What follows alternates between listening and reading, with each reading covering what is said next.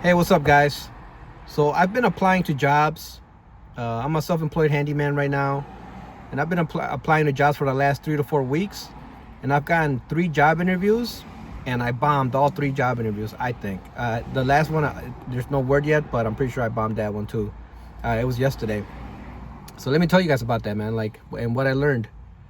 Um, so the first job interview was with a hardware store, part-time, entry level, retail.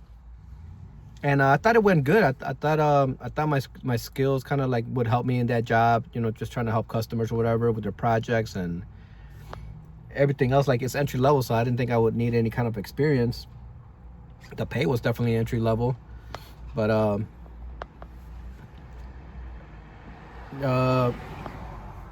I thought it went good. And then he said, "Yeah, we're gonna interview a couple more candidates, and we'll call you like in a week or something." Which at that time I was like, "Oh, perfect." But now that I've done 3 job interviews, I see that that's what you don't want to hear. You don't want to hear, "We got a couple more candidates. We got to interview, and we'll call you back." Now that I look at it, I'm like, "Whoa, that's the kiss of death right there, bro." It's hot and humid today here in Chicago, so. And I'm not trying to roll my window down all the way and give you guys so much road noise, but I'm also not trying to be in here sweating a lot. So you're gonna have to deal with it, guys. This is Chicago. You know, it's gonna be a little bit noisy with the road noise.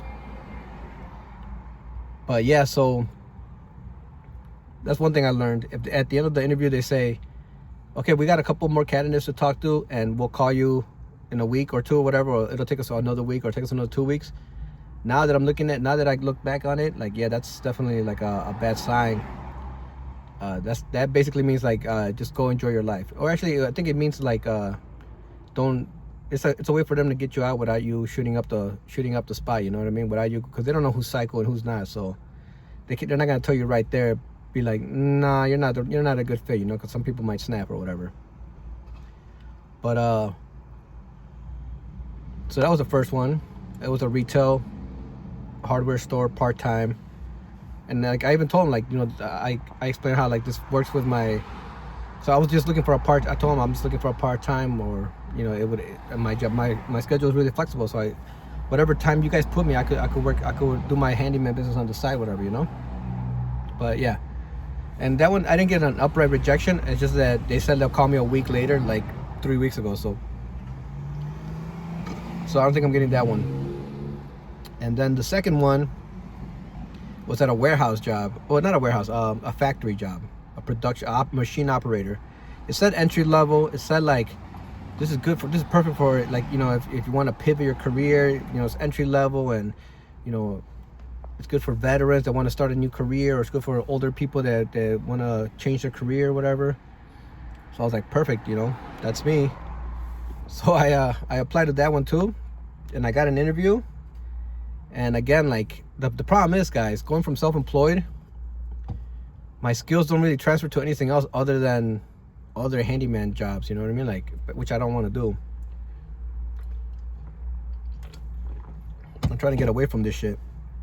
I'm drinking Green Monster because I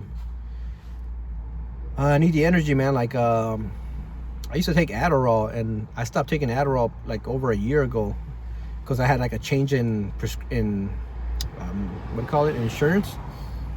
I had a change in insurance, and it became, and I lost that doctor, and then my new insurance was like, my primary care physician, he won't write you Adderall. You got to go to a psychiatrist or whatever.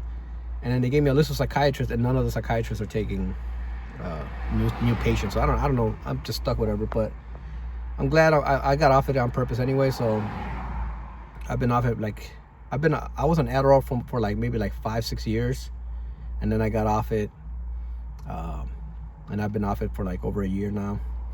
So but I need all the caffeine and energy drinks I could get, man, because or else I get like really sluggish and really tired. But so my second job interview, it was for a factory job. I thought the interview went relatively well. I'm like, you know, but then she said like, okay, well, you know, we'll call you at the end of the I'll call you by the end of the week, because I gotta talk to this other lady, whatever. And I got like you know, that was like a week and a half ago, and I like the other day I got the email said like, no, we're going with some other candidates that fit the, you know, that qualify better or something like that. Which is like, I thought it was entry level, and I thought you could, you know, no experience necessary, and we'll train you and this and that, you know. But nah. So that was a fail. And then yesterday I had a job interview with a lock company, like a locksmith company, and I think I bombed that one too, to be honest. Just that they said like, oh well, yeah, well, you know, we still have a couple more candidates to talk to, and we'll let you know in a week. Which right then I was like, as soon as she said that, I was like, man, that sounds familiar. But whatever, man, no hard feelings, you know. Like it's not, I'm looking at it, it's like it's tough going from self-employed to yeah, let's go with the lessons that let's talk about the lessons that I learned. Number one is nobody wants you to be honest. They don't actually want you to be honest about like what you're actually, you know, because obviously if you were honest, you'd be like, you're hiring, I'm looking for a job, so like that's why I applied, you know. But now I'm looking at it, lesson learned, don't be too honest. Like you gotta tell them what they want to hear, not what you actually are feeling, you know what I mean. So instead of telling her like, well, you know, I'm looking to pivot to full-time, and I'm, you know, my skills as a handyman, I'm trying to use that in some capacity to help me transition, whatever. And, you know, locksmith company is hands-on, and I'm trying to specialize, and, you know, I like hands-on things, stuff like that. What I should have said instead was, I've always been passionate about locks. There's just something about locks, you know. Ever since I was a little kid, I knew I was gonna be a locksmith. Like that's what they want to hear, you know what I mean? Either that or all these jobs, they're all entry level supposedly, right? So all the ones I applied. So the thing is, if you're a teenager, then if you're a teenager applying an entry level job, you have a better chance than me, because I don't want to say you don't know any better, but you're not ingrained with all the maybe bad habits that an older person would have, you know what I mean? You're like you're a clean slate. So a company could take you and mold you to what they need, you know what I mean? And I think teaching an old dog new tricks, even though obviously it's ages and it's not actually accurate or whatever, you know what I mean? Any disclaimer like that I need to make, but a teenager, like a high schooler, out of high school kind of kid or whatever, they're not gonna have experience the same as me, but they have like that ability that we'll just take you in and mold you before you form any bad habits, before you. This is basically what I'm getting at, guys. I think they like to make everything simple and easy choice. So I'm trying to think back to the last times I had a job interview. The last time I had to get a job, it was a long time ago, guys. It was probably like 2010, 2012, somewhere around there. And looking back at it, those jobs, I got those jobs on the spot. Whenever I apply for a job, I would get it like on the spot. They'd be like, you know, like, no, I don't need to interview I don't need to interview anybody else, man. You're doing great, whatever, you know what I mean? So that's what I thought. But and speaking of handyman, there's like a handyman company right there called Mr. Handyman. Yeah, they're doing it right. They got their van wrapped and everything. I'm here in a Volkswagen hatchback, but whatever. But yeah, so the thing is, when you're self-employed, I don't have like that work history, that proven work history that's just like, you know, on the resume. It's like, from this year to this year, I did this job with this title. From this year to this year, this job with this title. You know, and like, ideally that's what you want, and ideally you want it to still say, oh, I'm currently employed here. And you want to have like a, you know, reference number. Oh, my old manager could call. You could call my old manager. You could talk to this person. You could talk to that person. And I guess it's kind of a gamble. They would kind of be taking a gamble with me. Like, okay, so you're saying you've been self-employed since 2018. So like, there's nobody there's nobody we could call for reference. Like there's no, you haven't answered to anybody since 2018. It's basically the ways they're looking at it. You know what I mean? But you know, I'm gonna keep a good attitude about it. I'm gonna keep looking just to see if there's anything I could get. If I just want I want to try new things. I don't know why, guys. I know a lot of you guys are commenting like us, like don't quit being a handyman. Like first of all, I'm not gonna quit because like I can't. You know what I mean? Like I got people hitting me up all the time. Like I'm privately, you know, like private clients, not on TaskRabbit. So I'm always gonna have like some people reaching out to me, and I'm always gonna be able to squeeze time to do those kinds of jobs. But some of you guys are saying like, no, you know, don't worry about TaskRabbit, just become a handyman. I hear you guys. I don't want to do that. Like I don't want to. I don't know, man. Like I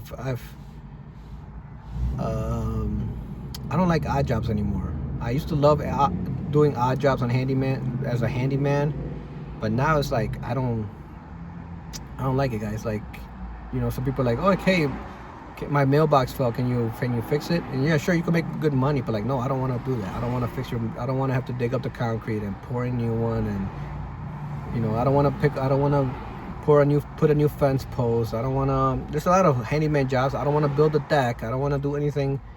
I don't want to remodel your kitchen. So it's like, if you're listening to this and you're a handyman, you're like, man, this guy doesn't want to do anything. And it's true. I don't want to do anything. I want to go to an apartment, replace a chandelier, and go home. You know, I'll go to my next job, or go replace an outlet, go replace a light switch.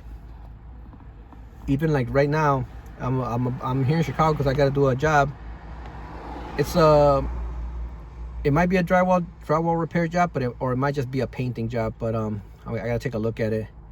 But even drywall repair, guys, I don't want to do drywall repair anymore. Like right now, I know I would probably have a couple more jobs if I had my drywall repair category turned on. But I'm just tired of doing drywall repair. I'm just tired of getting dusty. I'm tired of all the setup. I'm tired of like the dustiness and the sanding, and and it's kind of weird because I've gotten really good at it. You know, it looks seamless nowadays. You know what I mean? When I first started, like, yeah, you might still be able to tell where a patch was made, but now like I'm really good at it. But I don't want to do it anymore. I just don't want to. So it's kind of like, I know, like, if you're a handyman watching this, you're like, okay, so you don't want to do any of the actual handyman jobs. You just want to make money for nothing, which is, you know, yeah, unfortunately, that's the truth. So I've also like, I've never had a real job, like a real regular job, like just a normal job. I've never had one like that. It's always been like some like custodial job, janitor job, stuff like that, or like just a labor job. I've never been, I mean, I'll explain why later and stuff like that, but I want to try something new. I want to try like a normal job, and I could start with a part-time and then do this handyman stuff on the side. I could do a full-time and do this handyman stuff on the side, and just try to make as much money as possible this year, which is basically my goal. My goal is to either get a job, or actually my goal is just to get a job and use a job and handyman to make as much money as possible this year, because I got a lot of things I got to pay for. So that's the goal for this summer and this fall, I guess, and winter. So I'm gonna keep looking for regular jobs and keep applying and see if anything lands, man. But it's rough, bro. Like it's not looking great. But you know, I'm gonna keep a good attitude, and I'm not gonna get jaded, and I'm not gonna you know, I don't mind being humbled. You know what I mean? Like, if I think I need it, I think I need to get checked. I need to get knocked into reality. So, you know, hopefully it doesn't like kick me into the ditch and, you know, break my ribs by kicking me. But you know, I could have used this humbling experience. So I'm gonna keep applying, and I'll keep you guys updated, man. Thank you guys. Subscribe, hype, and like. Thank you guys.